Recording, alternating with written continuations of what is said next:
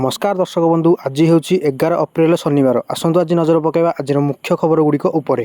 महिला मानक प्रति मासर 1 ରୁ 5 तारिख मध्य लक्ष्मी भंडार योजना हिताधिकारी बैंक अकाउंट 3000 सीधासलख स्थानांतर कर समस्त सरकारी कर्मचारी और वेतनभोगी व्यक्तिविशेषों महंगा भत्ता डीएस सुनिश्चित कर 45 दिन मध्य राज्यर समस्त भारत सरकार योजना सप्तम वेतन कमिशन सुपारिश और आयुष्मान भारत समेत लागू कर तैल दर पुणी बढ़ला बजार में अनिश्चितता। लबानन में इस्राएल ध्वंसलीला देखि ईरान प्रतिक्रियाशीलता हो उठी।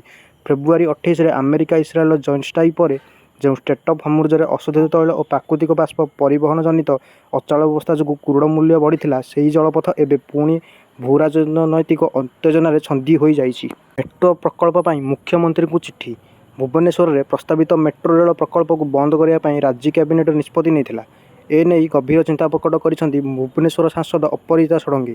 यह निष्पत्तिर पुनर्विचार करने को अनुरोध कर से एक चिठी मुख्यमंत्री को मोहन चरण मांझी को लिखिं। चाषीक 10,000 लांच मागिया पड़ा महंगा। 3 लांचुआ आयकर अधिकारी नाँ मामला रुजु कला सीबीआई। पान कड़ा अचल करने को जड़े चाषी 10,000 टंका लांच मागिया महंगा पड़ी आयकर विभाग 3 अधिकारी को। सीबीआई 3 जनक नाँ मामला रुजु कर घटनार तदंत आरंभ कर।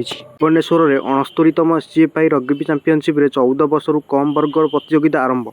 ओडिशा आयोजित 69तम जातीय विद्यालय समूह एसजीएफआई रग्बी चैंपियनशिप 2025-26 आज 14 वर्षर कम बालक और बालिका वर्गर प्रतियोगिता भुवनेश्वर स्थित कलिंग स्टेडियम आरंभ होईछि। एही चैंपियनशिप देशर 14टी राज्य 300 रु अधिक छात्र छात्री उभय बालक और बालिका वर्गर अंशग्रहण करिसेंति। इजराइल लेबानन वार 300 मृत्यु पर एबे भी आलोचना। हिजबुल्ला को निमंत्रण कला इस्राएल।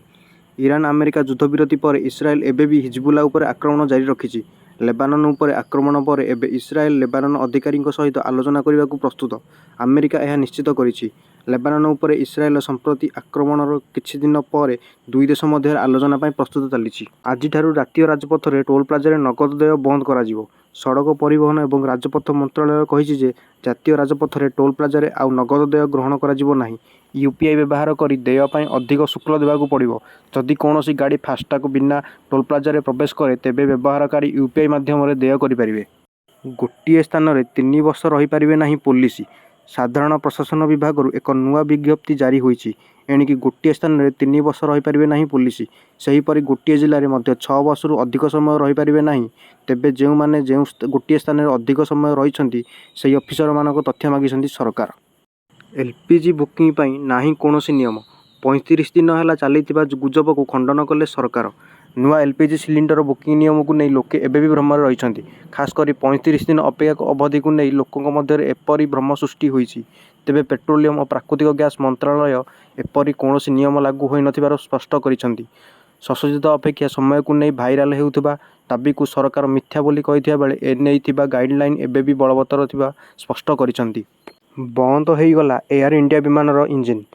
मुंबई बेंगलुरु जाउथुबा एयर इंडिया विमानर गुरुवार हठात इंजिन बंद हो गला। एथिरे मझी आकाश विमान भितर भयर वातावरण खेलीगला। पायलट तुरंत रेडियो रे पान एमरजेंसी अलर्ट जारी करथिले। हेले आश्वस्तिकर कथा यह जे विमान को सुरक्षित अवतरण करा जायथिला एवं बड़ दुर्घटना बर्ती जायथिला। रूपा मूल्य रे 47 टंका ह्रास। सुना एवं रूपा मूल्य रे पुणी थे ह्रास पाई। गोटे दिन अचानक वृद्धि पर गुरुवार द्रुत गति में ह्रास पाई। सप्ताहर चतुर्थ वाणिज्य दिन में मल्टी कमोडिटी एक्सचेंज एमसीएक्स रे फ्यूचर्स कारोबार आरंभ होगा मात्रे रूपार मूल्य गोटे झटकार 47 टंकार अधिक ह्रास पाई। कमिब काल बैशाखी प्रभाव। कालीठू सिझिब ओडिशा। 5 ରୁ 7 डिग्री बढ़िब तापमात्रा। 15 ରୁ असह्य ग्रीष्म प्रभाव। आउ 2 दिन मेघ पाग पर बढ़िब ताती गुलुगुली। एकाथरके 5 ରୁ 7 डिग्री बढ़ीजिब सर्वोच्च तापमात्रा। 15 तारिख पश्चिम अभ्यंतरीण और उपकूल ओडिशार केतेक स्थान में ग्रीष्म प्रभाव आरंभ होइजिब। पाणीपाग विभाग विस्तारित आकलन एभली पूर्वानुमान देइछि। भिडियोटी भल लागिथिले भिडियोटी को लाइक करंतु, चैनल को सब्सक्राइब करंतु एवं पाखरे थिबा बेल आइकन को प्रेस करी ऑल नोटिफिकेशन को सिलेक्ट करंतु।